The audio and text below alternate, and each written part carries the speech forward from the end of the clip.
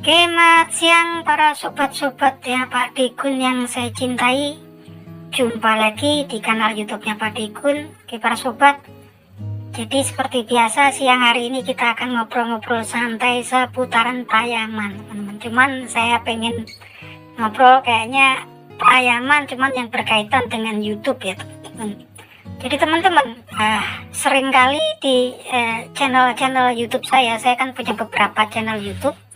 Itu komen-komen dari sobat-sobat, teman-teman, sedulur-sedulur yang saya cintai, mereka selalu bilang, "Mas, bosku, saya sudah subscribe, tolong di-sub balik ya," gitu kan. Nah ini sering kali ya teman-teman. Ini bukannya saya terus mau sok-sokan atau apa, maafnya saja yang kayak gitu ya teman-teman, saya nggak bakal untuk mensubscribe balik untuk apa gitu kan. Jadi ada kemudian teman-teman ataupun saudara-saudara kita, sobat-sobat kita yang hobi mungkin membuat konten-konten Payaman untuk channel YouTube-nya, atau disebut juga konten kreator atau YouTuber Payaman teman-teman.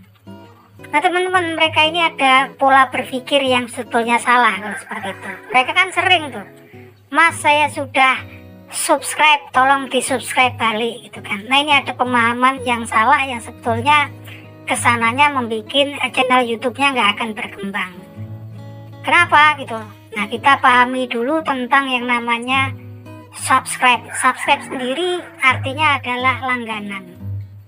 Jadi apa yang namanya subscriber itu? Orang yang subscribe ke channel kita, yaitu orang yang menunggu-nunggu kita membuat video baru. Artinya dia nunggu-nunggu kita. Kalau kita bikin video baru, dia dapat pemberitahuan, dia langsung nonton karena dia udah menunggu, kangen untuk melihat konten-konten yang kita bikin. Itulah namanya subscriber. Jadi seperti teman-teman di kampung, teman-teman ada penjual bakso yang enak, sering kalau sore lewat rumahnya teman-teman gitu kan. Dan teman-teman sobat-sobat mungkin seneng banget nih, baksonya kok cocok dan selalu bikin rindu atau kangen nih.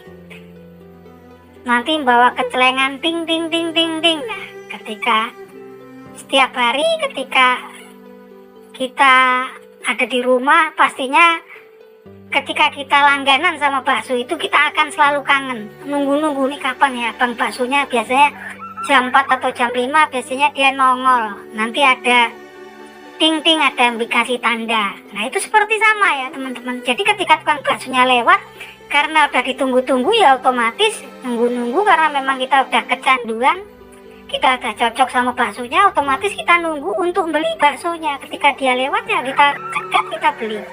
Begitupun juga subscriber ya teman. Subscriber analoginya seperti itu.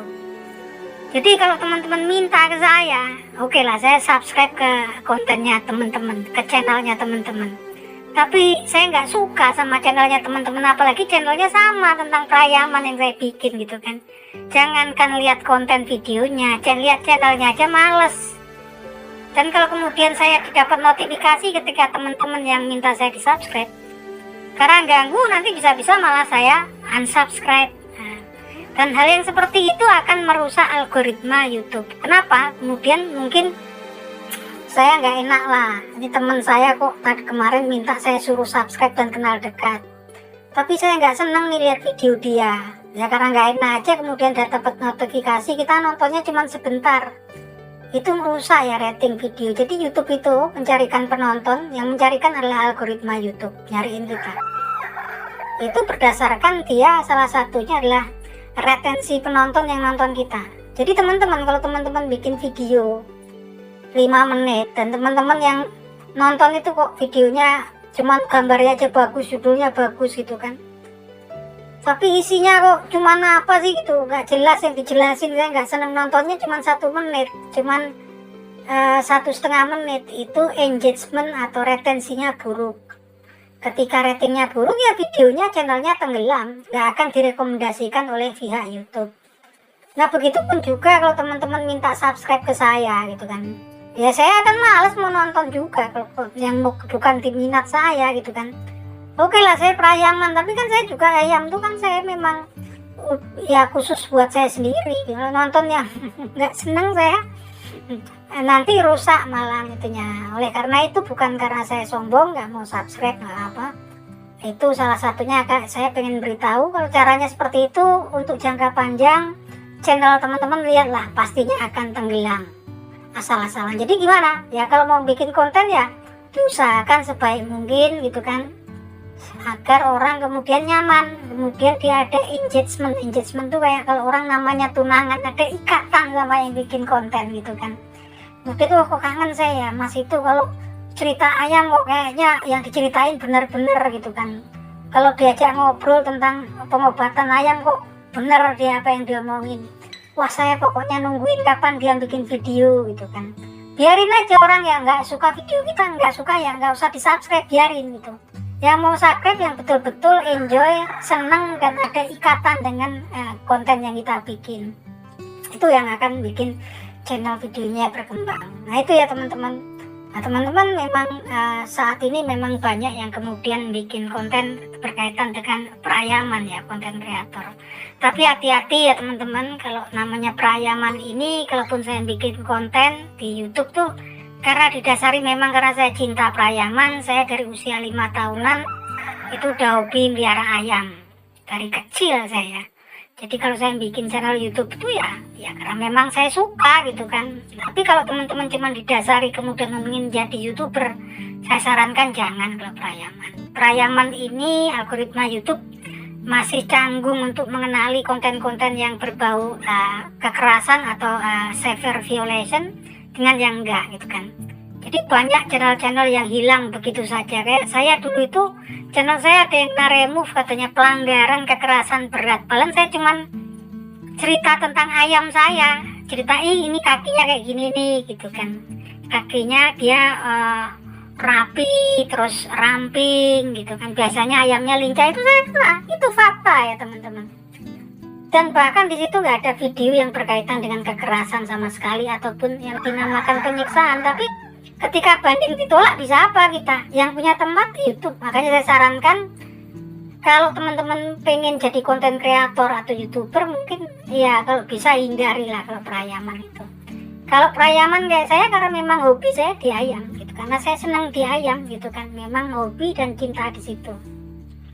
Tapi kalau berkaitan untuk jadi konten kreator untuk cari cuan ya mungkin dihindari, karena sayang nanti ketika tahu-tahu channelnya udah banyak subscribernya. Dulu ada yang namanya Aji Satria Pasaribu, ada Ricky Ricardo Simanjuntak, kemudian ada Elang Lombok, ya hilang gitu aja gitu kan.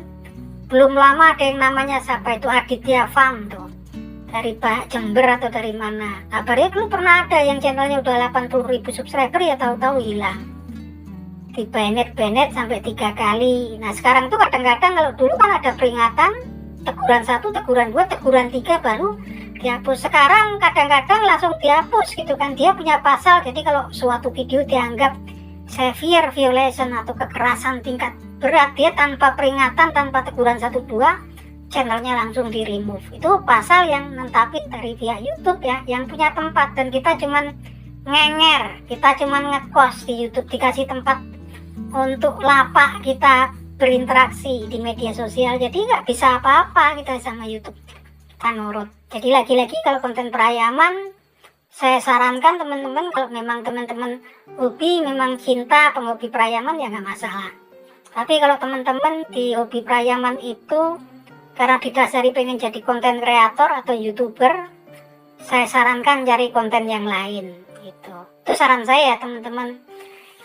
Ini saya sarankan seperti itu karena saya rasa sayang, saya rasa cinta saya sama teman-teman yang pun punya hobi jadi konten kreator. Karena kasih sayang, nanti buang-buang biaya, buang waktu untuk ngupload itu kan butuh biaya, ngupload video butuh kuota, untuk bikin konten jalan-jalan ke pasar, ke peternak itu kan butuh waktu gitu kan, butuh energi gitu kan. Nah itu aja teman-teman obrolannya. Salam seduluran dari saya Pak Digun. Yuk matur nuwun teman-teman.